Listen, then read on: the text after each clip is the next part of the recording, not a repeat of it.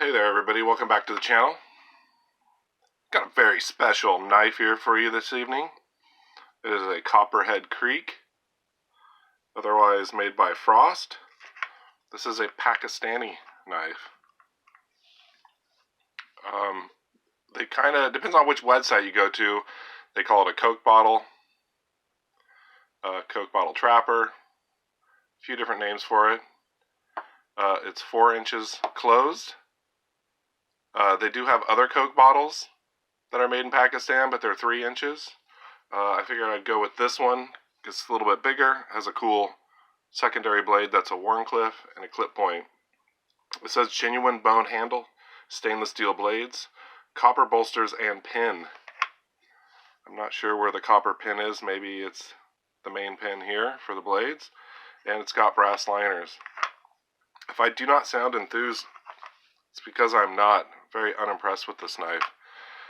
It was, I thought, a good deal. $7.01. Now other websites are about $14. Sure glad I did not spend $14 for this. So at first glance, it looks pretty good. You got copper bolsters. They're a little scuffed up, not a big deal. Got some really cool amber bone. Pins feel alright. You can feel this pin. I don't want to get too nitpicky on this because it's still crap. You look at the back springs initially. Wow, look at that. You got this cool angle down here. Minor gapping right here, no big deal. Most budget knives have, small little gapping. Not really any stepping right here. So yeah, at first looks good. Blade centering. The Warncliffe is off to the pile side. So bad it's rubbing the liner. Clip blade. Also off to the pile side. Slightly rubbing the liner, not as bad as the other side. So, let's get into it. Why I don't like this knife. Here's the clip blade. Kind of cool. I like the Coke bottle shape. I like the size of it. You can see here, doesn't really line up with the back spring. Not too big of a deal. There's the tang stamp. It's hard to make out what it is. It is a Copperhead snake with its mouth open and fangs. Let's see if I can get that in here.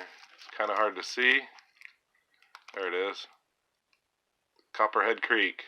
It's going to bite ya like a snake. No half stops. The reason I don't like this knife is the walk and talk just sucks. Again, a little stepping there to the back spring. Cool Warncliffe blade.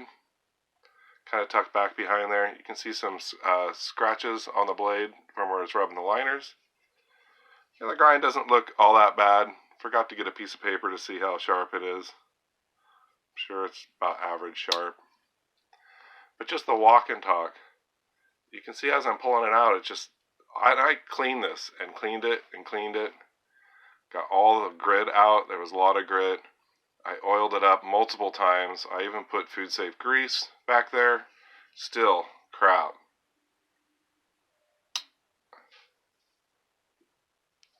Now, not everybody needs great walk and talk. Some people just want a beater of a knife. And I thought about that. I could take it to work and beat it up, but every time in the morning I go to grab it and I'm like, meh. But look at you. Push the blade down. It doesn't just want to snap back. See, it doesn't just pop back. Granted, it's a $7.01 knife. We'll just call it $7. So I'm wondering, I know they have this angle here, which kind of gives it that cool look, Coke bottle look. But the pin lines up here. I don't know if we get a light. Lines up right there. But you go over to this side, and this pin's not really lined up. I'm sure other manufacturers do this and get it to work. I don't know if that's my problem with the bad walk and talk. Because like I said, I put a lot of KPL in there. Flushed it multiple times. I just put some food safe grease. You can see it just sucks. So, Mark Kaufman had one of these. He was on RJ Lives for a little bit a couple weeks ago, and he pulled out his, and it looked like he was just like, oh, that's a great knife.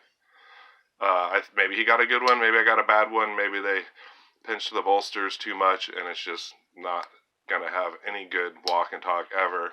I figured maybe it'll break in someday. Yeah, it's possible I got a bad knife. You can see some, scratches on the back there, scratches on the bolsters,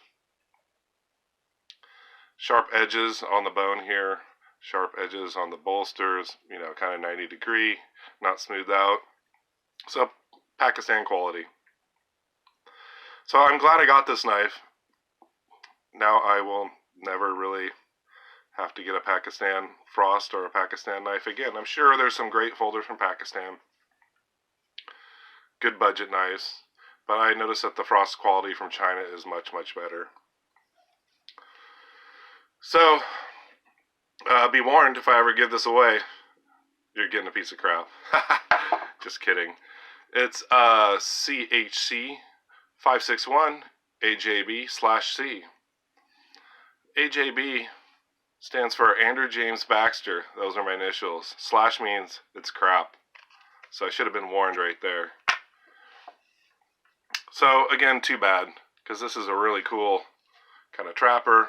The Wharncliffe, cool Wharncliffe shape, and the clip blade. Again, no half stops. Gritty as all hell. Walk and talk. And I'm looking in there, and it looks pretty. Let's see if I can get it to focus. It looks pretty smooth, not bad. Maybe it's under those back springs there. Maybe it's this pin. So, want to get that out of the way. We'll do a trapper talk another time. Like I said, I don't want to bash it too much. I could have gotten a bad one. I wouldn't necessarily call it defective. I'm not sending it back. Because it's not. It works. It's just a $7 piece of crap. Glad I did not spend much more money for this. Okay, everybody. Thank you for watching. Have a good night.